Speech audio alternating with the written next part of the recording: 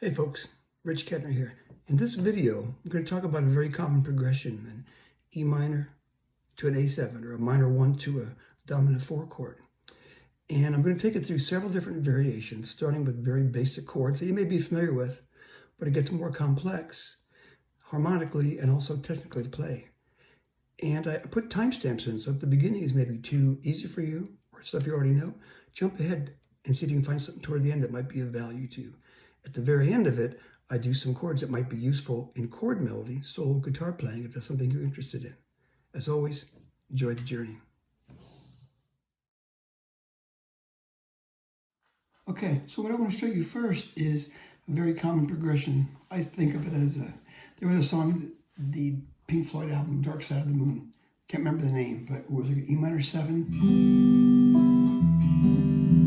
to A sus to A7.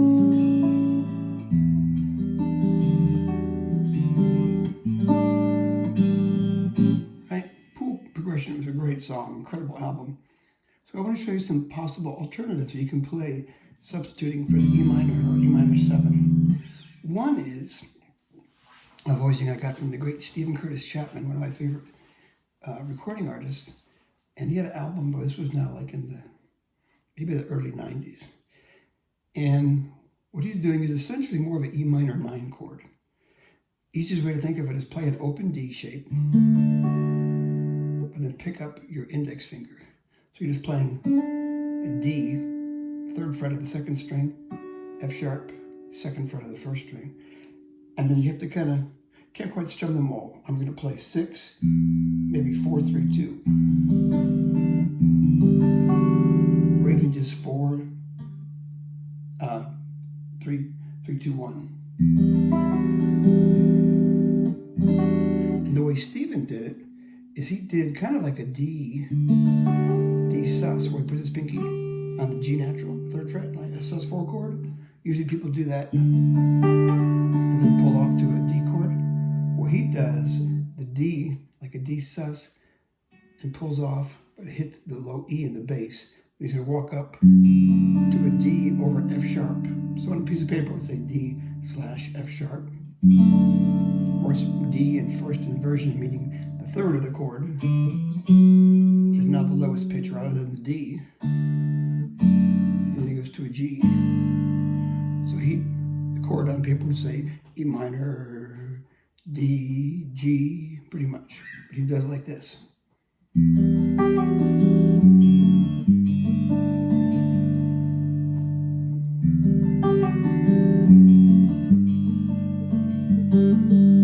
And for the G, instead of playing a G, like you learned in the beginning guitar book, he's doing the G on the 6th fret, open, a D on the 2nd string, and he'll hammer the A on the G string, and then pull off. It would be like a G, add 2, okay?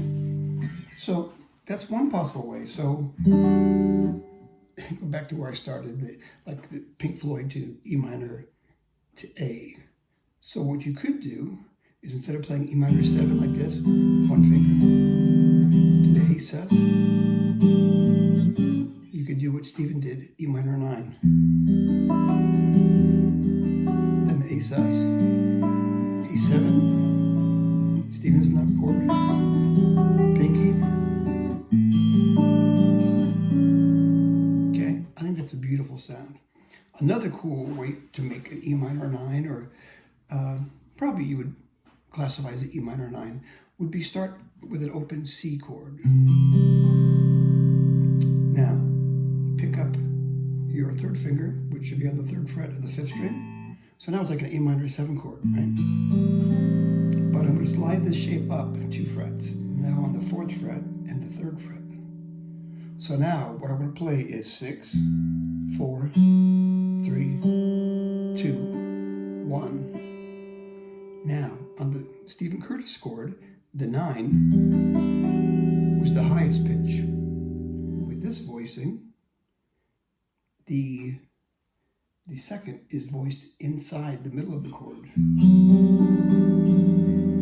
So what I think is cool is you have F sharp here, which is the second, or it can be the ninth.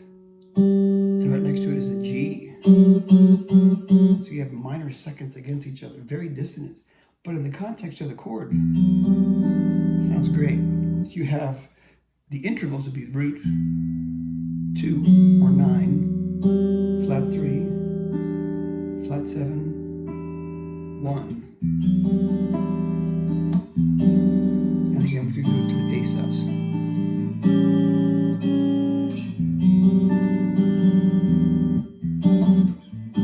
So I just love that sound. Now, kind of building off of that, that could be an E minor 9. This could be an E minor 9. If I were to ask a jazz player to play an E minor 9, they would probably play this shape. Now, what I'm playing is on the inside 4 strings. So 5th string, 4th, 3, 2. And the frets are 7, 5, 7, 7. But since it's E minor 9, I can hit the low E open. I can hit the 1st string open. Hope my nail hit it. Now, to go to the A7, we've been going to an A sus4 chord. What I can just do is pick up my 2nd finger, and I'm going to play the 5th string open. The rest of the notes stay the same, so I'm still on 5, 7, 7.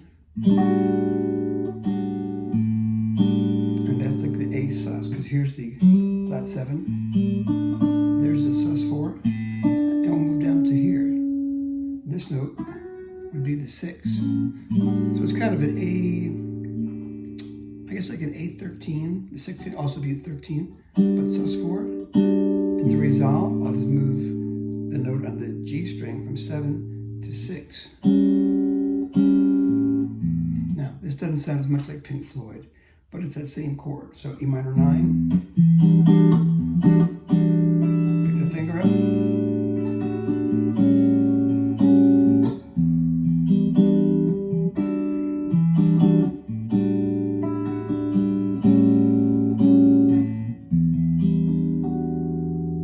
Okay, another thing you can do, going back to this chord again, where I had the minor seconds. What I can do for the A is play this shape. And again, these chords, the last 2 examples are getting farther and farther from Pink Floyd, but they're just options, chords that you could do. This easiest way maybe to think of this chord is I'm essentially playing like an F, an open F chord shape. But the note on my D string, 3rd finger or 3rd fret, I need to play with my pinky, because I'm going to take that 3rd finger and play the 3rd fret of my 6th string. So if I play it here as an F, I'm playing 3, skip the 5th string, 3, 3, 2, 1. Okay, that's the basic shape. But to make it an A, we're going to go up, so we're playing 5, 5, 4, 3. And if you wanted to analyze it, this is A, here's G, that's the flat 7. B would be the 9, or 2. The D would be our 4. Sus4. So the cool way to resolve this one, I'm playing again 5, 5, 4, 3.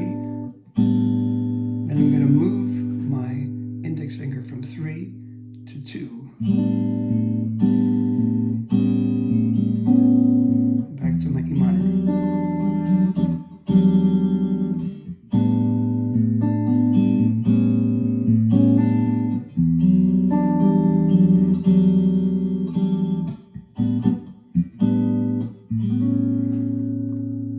And one last example. This is a chord I use all the time now. But what I will also do, I'll start with, like, here's the G, essentially, right? But swap fingers, put the A bass. It's now functioning as an A. If I slide this down 1 fret, it's an A7. If I move my middle finger from 4 to 3, that is now B flat, which is a flat 9. So now I'm playing like a dominant chord. instead of 1, 3, 5, flat 7, 1, I'm playing 1, 3, 5, flat 7, flat 9. So here, there's third, flat 9, or you can even play the first string, the F sharp, and that would be the 6 interval, or 13 also. So, again, that's not Pink Floyd, but it's a very cool sound. So if you want to start getting into chord melody stuff, where you're playing chords,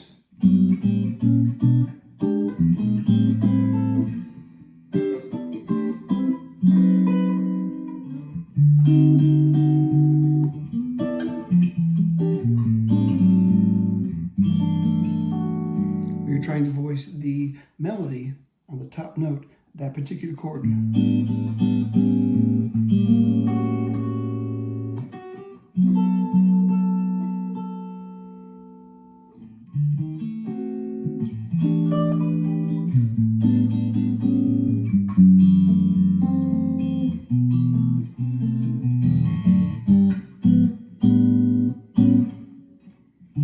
can just work really, really nice. So if any of it is of use to you, great. And as always, folks, enjoy the journey. It's not so much about the destination in your guitar playing. It's all about the journey, the people you meet, the experiences you have. So I hope some of this was of value to you. If anyone is confused, if some of it didn't make sense, or maybe you can't see with this particular video, please send me a message. I'd be happy to explain to you more clearly. So again, all the best. God bless.